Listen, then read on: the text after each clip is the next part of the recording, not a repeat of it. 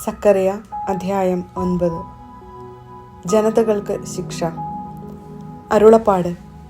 കർത്താവിൻ്റെ വചനം ഹദ്രാക്ക് ദേശത്തിനെതിരെ പുറപ്പെട്ടിരിക്കുന്നു. അത് ദമാസ്കസിൻ്റെ മേൽ പതിക്കും. ഇസ്രായേലിൻ്റെ ഗോത്രങ്ങളെപ്പോലെ തന്നെ ആരാമിൻ്റെ നഗരങ്ങളും കർത്താവിൻ്റെതാണ്. അതിനോട് ചേർന്ന് കിടക്കുന്ന ഹമാത്തും കൗശലമേറിയതെങ്കിലും ടൈറും സീദോനും കർത്താവിൻ്റേതു തന്നെ. ടൈർ ഒരു കോട്ട പണിതു. പൊടി പോലെ വെള്ളിയും തെരുവിലെ ചെളി പോലെ സ്വർണവും കൂന കൂടി. എന്നാൽ കർത്താവ് അവളുടെ സമ്പത്ത് അപഹരിക്കും. അവളുടെ ധനം കടലിൽ എറിയും. അവളെ അഗ്നി വിഴുങ്ങും. അഷ്കലോൺ അത് കണ്ട് ഭയപ്പെടും. ഗാസ കഠിനവേദനയാൽ പുളയും. ആശ തകർന്ന എക്രോണിനും ഇതുതന്നെ സംഭവിക്കും. ഗാസായിൽ രാജാവില്ലാതാകും. അഷ്കലോൺ വിജനമാകും. അഷ്ദോദിൽ ഒരു സങ്കരജാതി പാർക്കും. ഫിലിസ്ത്യരുടെ അഹങ്കാരത്തിന് ഞാൻ അറുതി വരുത്തും. അവർ ഇനിമേൽ രക്തവും മ്ലേച്ഛ മാംസവും ഭക്ഷിക്കുകയില്ല. അവരും നമ്മുടെ ദൈവത്തിൻ്റെ അവശിഷ്ട ജനമാകും. അവർ യൂദായിലെ ഒരു കുലത്തെപ്പോലെയാകും. എക്രോൺ ജബൂസ്യരെ പോലെയാകും. വരാനിരിക്കുന്ന രാജാവ്. ആരും കയറിയിറങ്ങി നടക്കാതിരിക്കാൻ ഞാൻ എൻ്റെ ഭവനത്തിന് ചുറ്റും പാളയമടിച്ച് കാവൽ നിൽക്കും. ഒരു മർദ്ദകനും ഇനി അവരെ കീഴടക്കുകയില്ല. എൻ്റെ കണ്ണ് അവരുടെ മേൽ ഉണ്ട്. സിയോൻ പുത്രി, അതിയായി ആനന്ദിക്കുക. ജെറുസലേം പുത്രി, ആർപ്പു വിളിക്കുക. ഇതാ നിന്റെ രാജാവ് നിന്റെ അടുക്കലേക്ക് വരുന്നു. അവൻ പ്രതാപവാനും ജയശാലിയുമാണ്.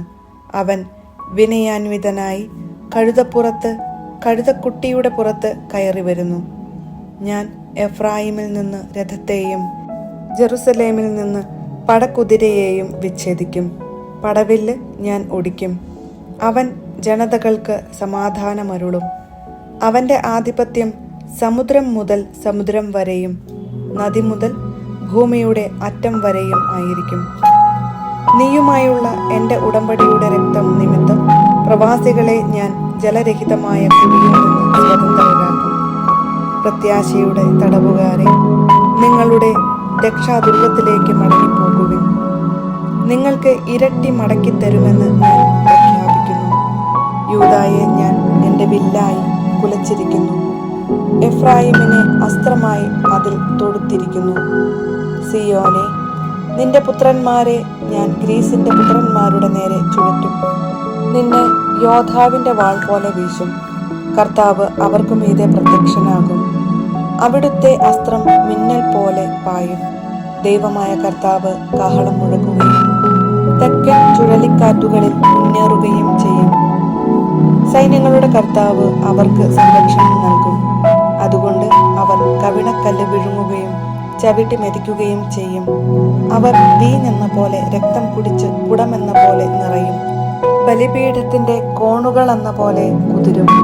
അന്ന് അവരുടെ ദൈവമായ കർത്താവ് തന്റെ അജഗണമായ ജനത്തെ രക്ഷിക്കും. അവർ കിരീടത്തിൽ രത്നങ്ങൾ എന്ന പോലെ അവിടുത്തെ ദേശത്ത് ശോഭിക്കും. അത് എത്ര ശ്രേഷ്ഠവും സുന്ദരവുമായിരിക്കും. അപ്പോൾ ധാന്യം യുവാക്കളെയും പുതുവീഞ്ഞ് യുവതികളെയും പുഷ്ടിപ്പെടുത്തും. സക്കറിയ അധ്യായം 10. രക്ഷയുടെ വാഗ്ദാനം. വസന്തവൃഷ്ടിയുടെ കാലത്ത് കർത്താവിനോട് മഴ ചോദിക്കുവിൻ. മഴക്കാർ അയക്കുന്നതും മഴ പെയ്യിച്ച് എല്ലാവർക്കും വേണ്ടി വയലിനെ ഹരിതപൂർണമാക്കുന്നതും കർത്താവാണ്. കുലവിഗ്രഹങ്ങൾ വിഡ്ഢിത്തം പുലമ്പുന്നു. ഭാവി പറയുന്നവർ വ്യാജം ദർശിക്കുന്നു. സ്വപ്നക്കാർ കപട സ്വപ്നങ്ങൾ വിവരിച്ച് പൊള്ളയായ ആശ്വാസം പകരുന്നു. അതുകൊണ്ട് ജനം ഇടയനില്ലാത്ത ആളുകളെ പോലെ പീഡനമേറ്റ് അലയുന്നു. ഇടയന്മാരുടെ നേരെ എൻ്റെ കോപം ജ്വലിച്ചിരിക്കുന്നു. നേതാക്കന്മാരെ ഞാൻ ശിക്ഷിക്കും. സൈന്യങ്ങളുടെ കർത്താവ് തൻ്റെ അജഗണത്തെ യൂദാ ഭവനത്തെ പരിപാലിക്കുന്നു. അവിടുന്ന് അവരെ ഉദ്ധതമായ പടക്കുതിരയാക്കും.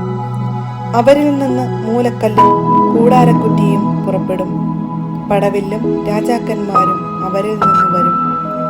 ശത്രുക്കളെ തെരുവിലെ ചെളിയിൽ ചവിട്ടി അരയ്ക്കുന്ന യുദ്ധവീരന്മാരെ പോലെ ആയിരിക്കും അവർ.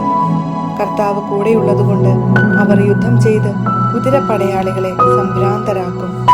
ഞാൻ യൂദാ ഭവനത്തെ ബലപ്പെടുത്തുകയും ജോസഫിന്റെ ഭവനത്തെ രക്ഷിക്കുകയും ചെയ്യും. അവരുടെ മേൽ അലിവ് തോന്നി ഞാൻ അവരെ തിരിച്ചു കൊണ്ടുവരും. ഞാൻ ഒരിക്കലും തിരസ്കരിച്ചിട്ടില്ലാത്തവരെ പോലെ ആയിരിക്കും അവർ. ഞാൻ അവരുടെ ദൈവമായ കർത്താവാണ്. ഞാൻ അവർക്ക് ഉത്തരമരുളും.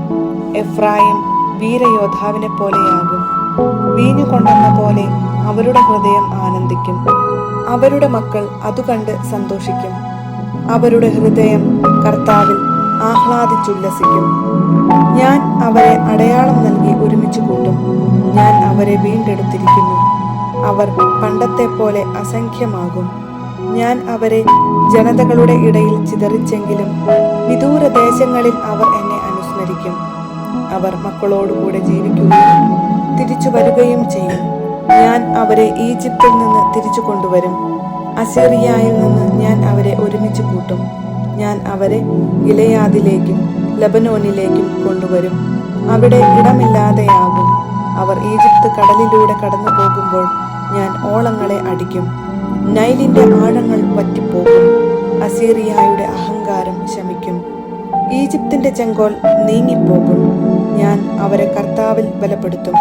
അവർ അവിടുത്തെ നാമത്തിൽ അഭിമാനം കൊള്ളും. കർത്താവ് അരുളിച്ചെയ്യുന്നു.